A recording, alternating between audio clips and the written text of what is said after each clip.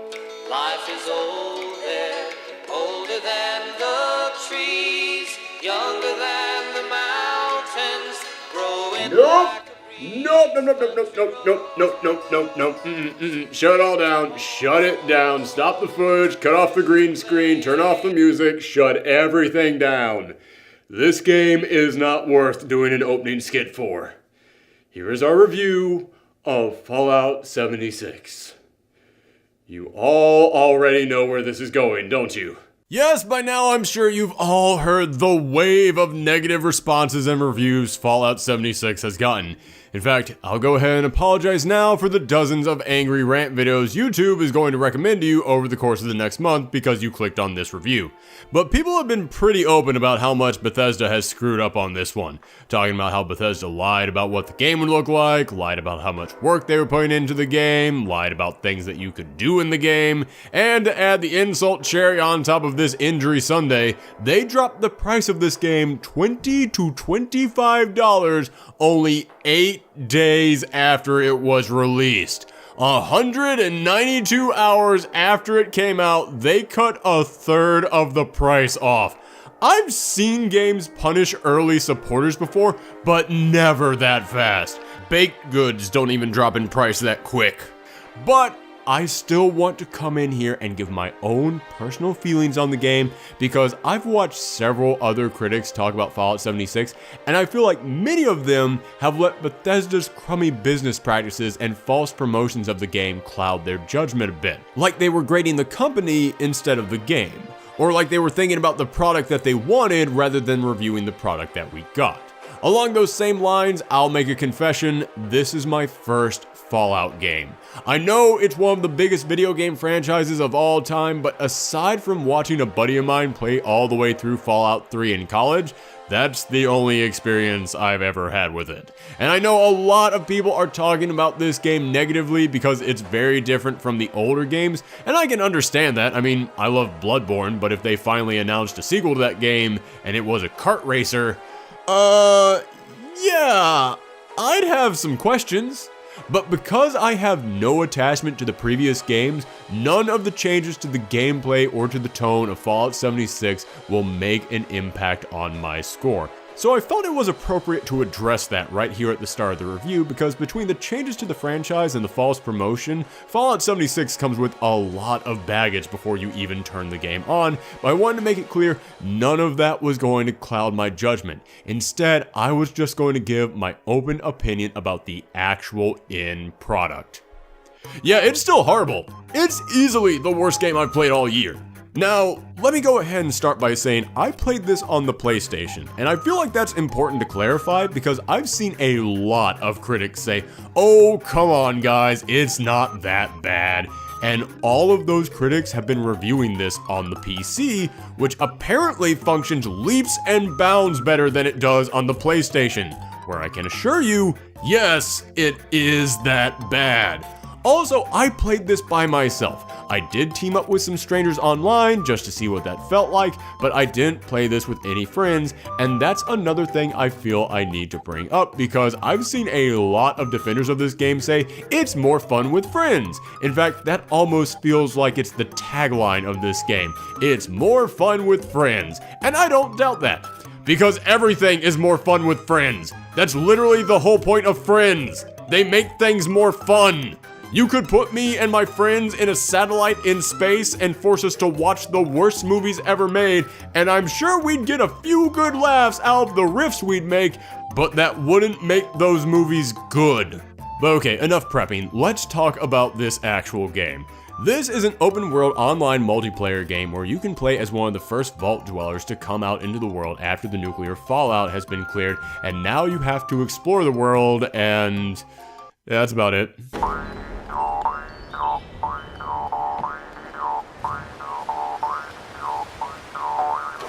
Okay, I guess there actually is more to this. You have to follow the path that someone called the Overseer took and listen to her notes as you try and learn the secret of these monsters called the Scorch.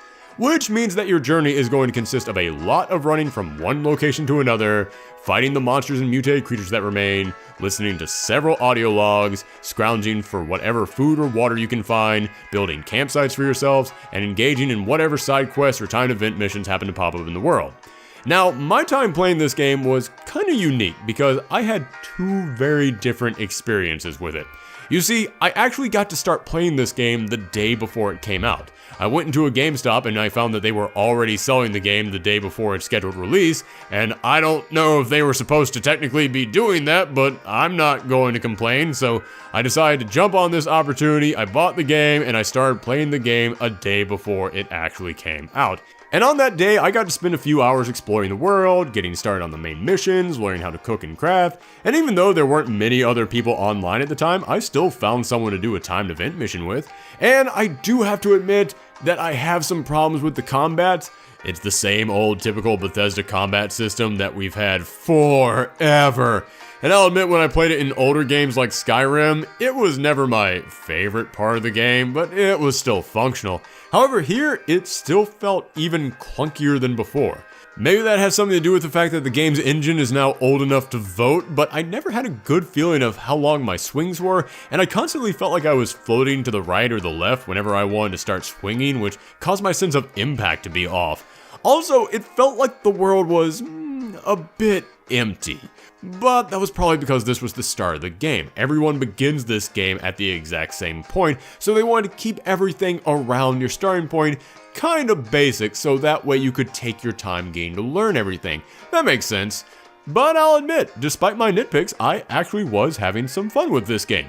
At least in the beginning. After about 2 hours, I started getting a little bit bored, so I thought, you know what, I'm gonna give the game a break for today. Then I proceeded to spend the next week focusing entirely on finishing Red Dead Redemption 2, because there was no way I could handle two massive open world games at the same time, and I really needed to know how the adventures of my favorite new cowboy, Arthur Morgan, wrapped up. Guys, the Red Dead review is coming. I'm working on it as we speak. I promise you I am going to get to it very soon, but it is a massive video because there is so much to talk about in that game. The review itself is already twice the size of this one. I'm still adding on to it, so it's going to take me just a little bit longer, but I promise you it's going to be here very soon. So when I finally finished that, I decided to jump right back into Fallout 76. And in that time, I had not been following any of the stories about this game. I hadn't seen what people were saying about it on social media, I hadn't read any of the news stories about or watched any videos about the game.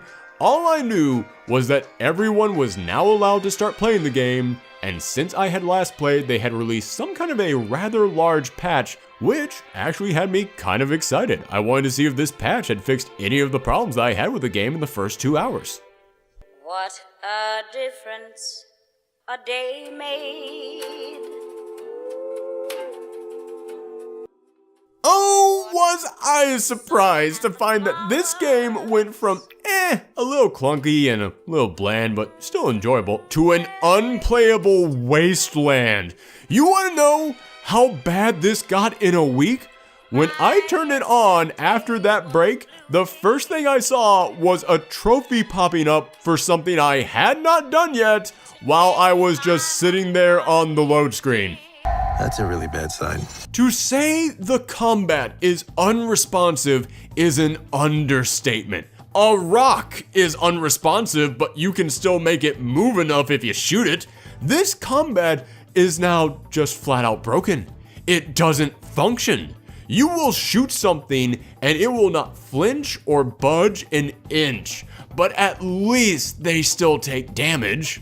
Sometimes.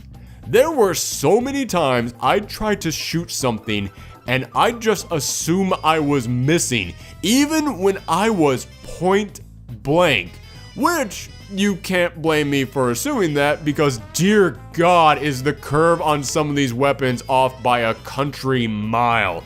But no, turns out it wasn't just bad aim.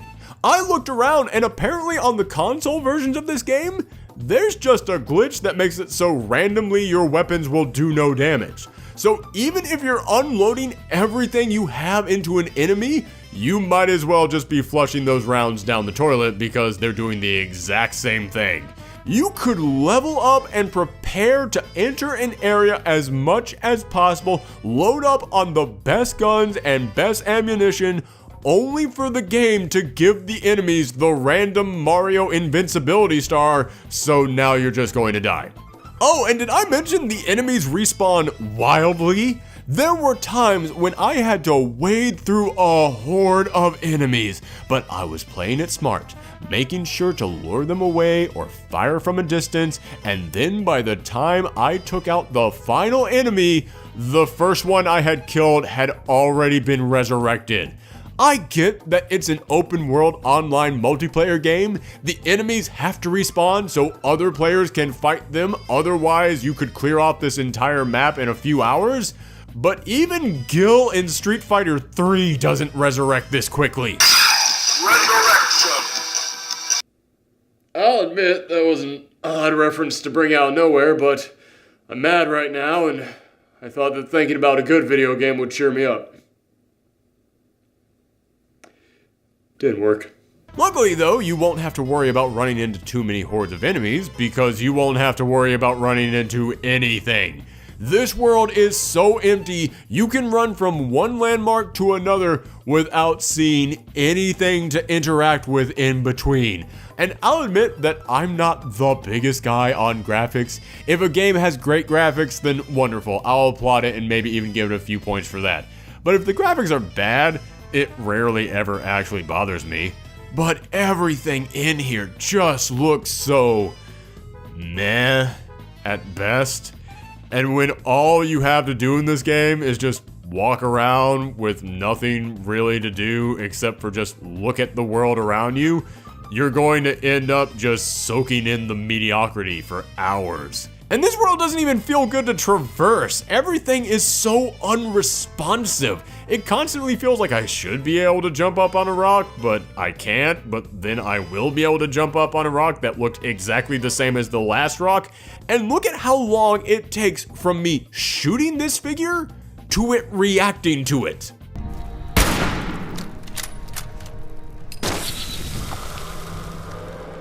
What? But what about the story? Did that get any better? I don't know because the game literally would not let me continue the story after a point. I reached a moment in the game where it said, go investigate this place. And the objective marker that popped up on the map was not the actual place I had to go. So I ended up exploring an area I had no reason to be in, wondering what I was supposed to be looking for. Then, when I came back to the game the next day, the objective marker had actually moved to the correct location. Alright, great, perfect, I can finally continue this story. And after I investigated that area, it told me, okay, now you have to go and find this thing. But the objective marker didn't move. So I just kept searching around this one building over and over again. Then I thought, okay, you know what? Maybe it's not in the building, maybe it's on the building. Maybe I need to get outside and find a way onto the roof. That would explain why the marker on the map is right here. But nope, as soon as I left the building, the objective marker would pop up behind me on the door I had just left, as if to say, hey, where are you going? It's back here, in the door. Look, behind you. The door that you just left, go back in there. That's where the objective totally is. I promise you, I am not broken in any way. This is absolutely where you're supposed to be. And after continuously searching around that one small building, I finally just had to say, screw it. And I decided to just explore the world and do side quests. Later, curiosity would get the best of me and I would go online to try and find where exactly I was supposed to find this next item. And yeah, it turns out the marker was 100% broken.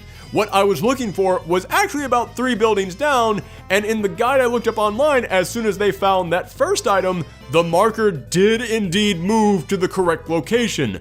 But in my game, the marker just had a really good feeling about that same one spot. Speaking of the side quest, I don't even know what word to describe them. Because there were so many side quests I'd get assigned in this game, and so many markers that would pop up on the map telling me to go on a mission, and I had no idea why. I had no idea why suddenly I had knowledge of a special task that needed to be achieved when no one had told me about that, or I hadn't read any information about that.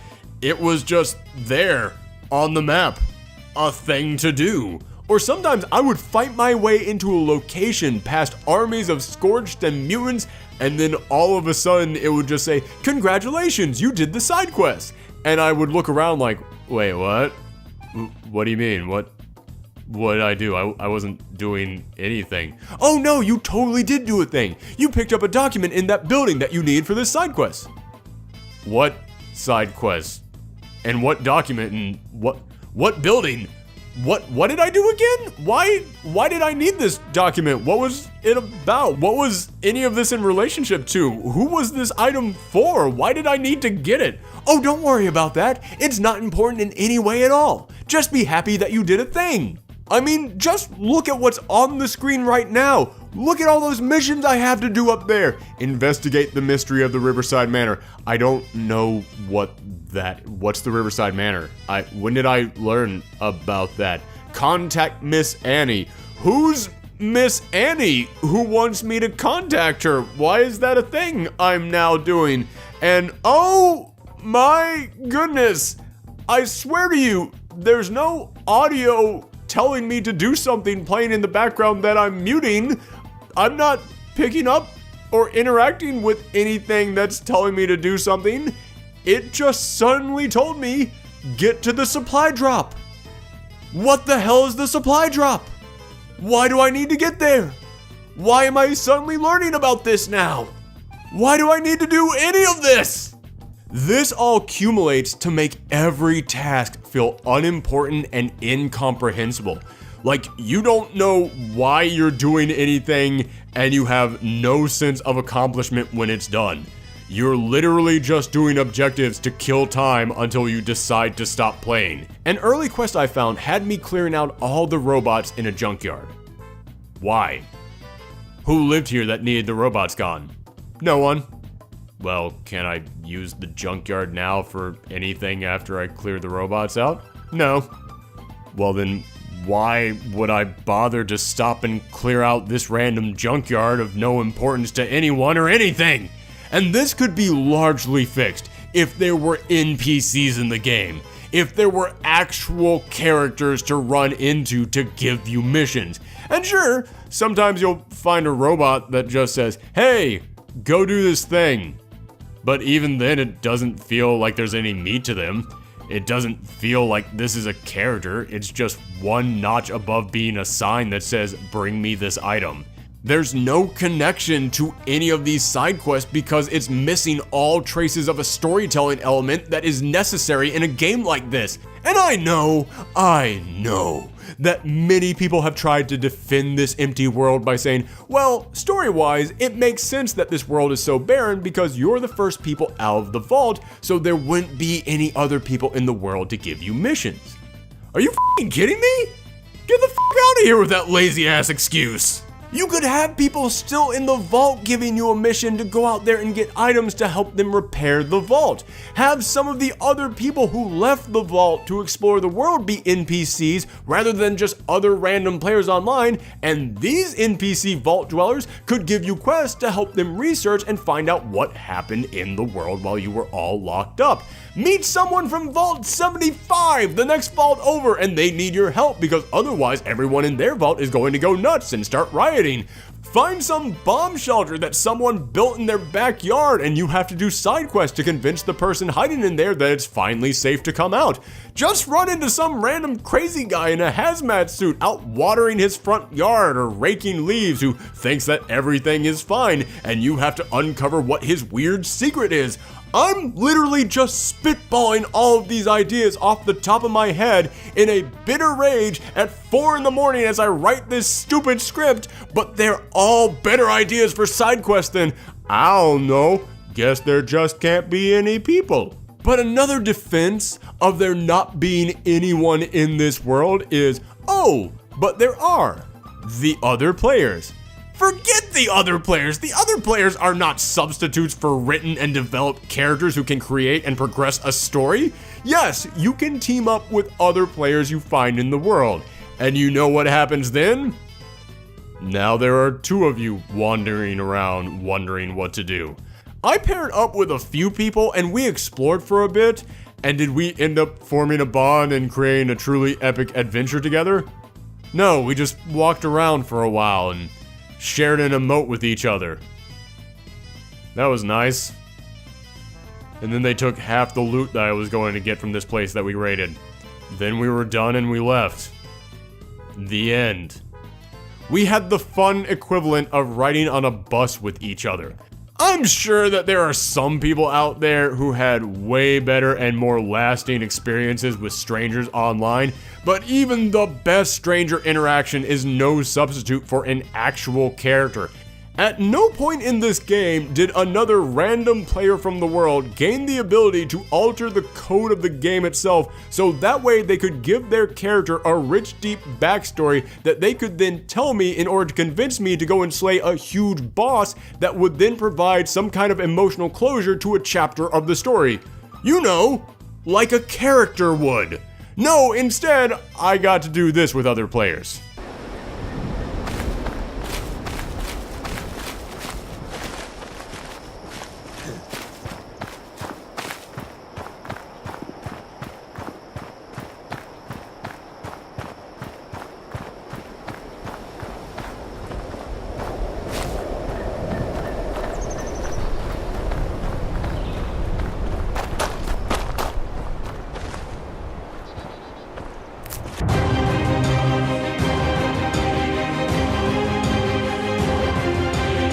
Also, before I get off this idea of playing with other people, I know that in other Fallout games you had a thirst and hunger meter that you had to manage by finding food and water, but you had to make sure that you cleaned and cooked it first in order to ensure that you didn't get radiation or sickness from it. But those were single player experiences, so when people tell me that those were good parts of the game, I can see that. I can see how the resource and stamina management element of them actually provided more tension to the game. But in a multiplayer game, when you and everyone in your team has to keep stopping over and over because, uh-oh guys, I'm thirsty again, we gotta find some water, and then I gotta find some wood. Hold on a sec everyone, because I have to make sure that I boil this water so that way it doesn't make me sick. And I've gotten hungry again while we were searching for water. Hold on, I know we have to go and get to this thing on time, but hold on, I gotta get a real quick bite to eat. Do you think that there's like an irradiated Wendy's around here that we could just stop at real quick, go through the drive-thru? It sucks all the fun out of the random multiplayer element. I remember one night I was playing with someone and I started running out of resources quick, but my partner wanted to keep going, so I ended up just having to drink and eat literally everything I found as soon as I found it to have any hope of not collapsing dead. The hunger and thirst management does not work and is not fun in multiplayer. It's almost like they didn't bother thinking about any of this stuff before they decided to make the game. Now, I will say, speaking of the way this game provides you with story and details on the world, there is one thing I think they do right. You'll find recordings all over the world for you to listen to, and sometimes it's a podcast someone is putting together where they interview survivors, sometimes it's an official recording from the rescue teams, sometimes it's a scientist's last notes, sometimes it's an old radio drama about a spooky monster in the woods that makes you wonder if that monster could actually be real and if you might end up running into it. Now, some people have called this story, and it's not. It's lore. It's creating tone and backstory to the world around you, but hey man, I like when a game can create solid lore, and I actually really enjoyed listening to all these recordings. In the hallway! It's the monster! Actually, that's an entirely different subject. She's been much more agreeable than the escaped one you encountered earlier on the road. These monsters are yours? Why, of course. So, monster is a gross mischaracterization of the extraordinary advancements in evolution we've achieved here. My whole body's burning! Evolution? I don't understand. Oh, you will, my boy. You both will. It was the one thing in the game that I actually wanted to keep looking for, and actually wanted to take my time to savor and explore and come up with theories about, and the screen is now frozen. Why is the screen frozen? Is it? Oh. I've been kicked off the server. Again. Great. Yeah, this game kept freezing on me and kicking me out constantly. Sometimes as often as 3 times a day, which brings me to my final score. Because you see, I had to keep going back and forth on what to give it. Because I thought about that first day, playing the game when it actually kind of worked okay. And I did kind of enjoy myself. It wasn't anything great, but I was able to keep going up to a point. So I was thinking maybe a 5 or even a 6 out of 10, right there in the middle. Because yes, even if the game is broken, maybe eventually they could fix it and get it back up to that point. But I can't ignore the fact that this game is broken, and that after I came back a week later, the game had been wrecked to the point where it was flat out unplayable. You couldn't continue the story, couldn't damage enemies, didn't even know why or when I was doing a side quest. There wasn't anything even of interest to just find in the world. And for something that bad, honestly, I might have to give it a 2, which is probably the lowest score I've ever given a game. So what I was going to do is I was going to combine my scores together, find some kind of a middle ground between the two of them, give it a 3, 3.5 max. But then the last straw happened. I decided to return to that same spot where my objective marker swore I had to go to continue this story. I was going to make this work no matter what. I was going to give it the old college try one last time, and then... Oh no, it didn't just freeze. Wait for it. Wait for it. There it is! Yeah, I did not cut the footage there. This is still my live recording of my gameplay. I've got 30 more seconds of this black screen record. You see, when the game froze on me that night, I assumed it was kicking me out of the server. I was pretty used to it by now, so I just sat there and I watched, but no. It crashed my entire PlayStation. I don't mean the game crashed. No, then you get a blue screen that says, shutting down game, sorry for the inconvenience. I've seen that plenty of times before, especially in big open world games. No, my whole screen just went black. The sound died, and my controller became totally unresponsive. Nothing could get this to stop. I had to perform CPR on my PlayStation, but after several minutes of holding down the power button, unplugging and replugging and holding down the power buttons again, it finally came back to life. So yes, you heard correct. This game isn't just buggy. This game is so buggy, it put my entire console into a coma. And before anybody heads into the comments and says, well, how do you know it was the game's fault? Maybe it was your PlayStation's fault. I mean, the PlayStation 4 is starting to get a little bit old. We're about to head into a brand new console generation, so it's to be expected that a couple of these older systems at this point would start to break down. That's true, except that this is not an older system. This is a brand new PlayStation Pro. The limited edition Spider-Man case that I had to hunt down. I'm not saying that to brag and say, ooh, look at what I have. I'm saying that to let you know, I assure you, it's not the system's fault. It was the game. And because this game was so powerful, it almost took down my new PlayStation. The final score that I have to give it is...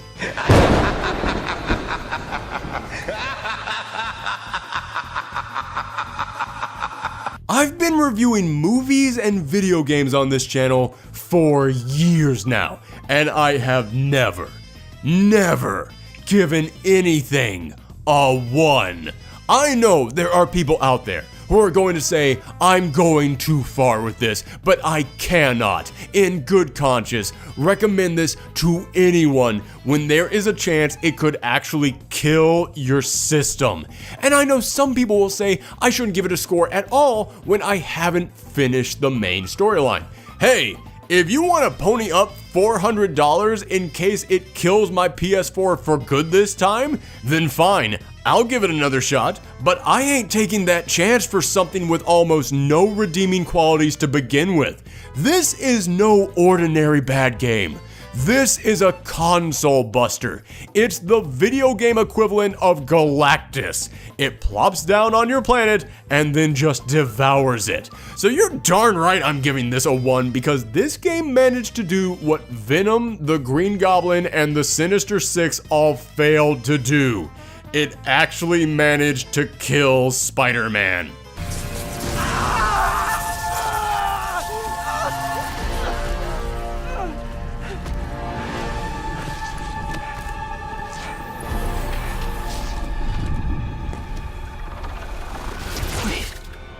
You? Thank you for tuning in, everyone. I know today's video was rather aggressive, but yeah, after what this game put me through, I had to get some stuff off my chest. So thanks for sitting through this review. I promise we'll be back with another new game review very soon, and I guarantee you it'll be way more positive than this one. I guess logically it would have to be, but thanks again for tuning in, and you can always follow us around the web on Twitter and Twitch at Professor Thorgi. And if you like this video, not sure why you would, but if you do like this video, then please share it around the web. It's the best way to help our channel grow. Thanks for tuning in, everyone. Come back next time.